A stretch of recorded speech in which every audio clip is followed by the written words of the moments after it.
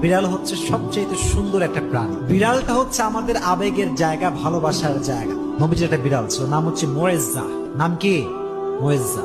একটা হাদিসে এসেছে, অবাক করা হাদিস। দেখেন, নবীজি একবার ঘরে প্রবেশ করলেন, নবীজির জামা রাখা আছে।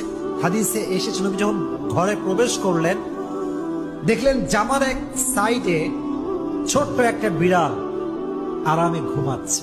সুবহানাল্লাহ, ঘুমিয়ে আছে। নবী যখন আসলেন, তিনি চাইলে ডাকতে পারতেন যে বিড়াল ওঠো, আমার নামাজের সময় হয়ে গেছে, আমার জামা আমাকে দাও।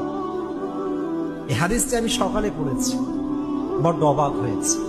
হাদিসে এসেছে নবী বিড়ালকে ডাকেন নাই, তার শরীরে স্পর্শ করেন নাই। নবীর জামার যে অংশে বিড়ালটা শুয়েছিল, নবী যে ওই অংশটুকু কেটে ফেলেছেন, তবুও বিড়ালকে ডিস্টার্ব করে নাই।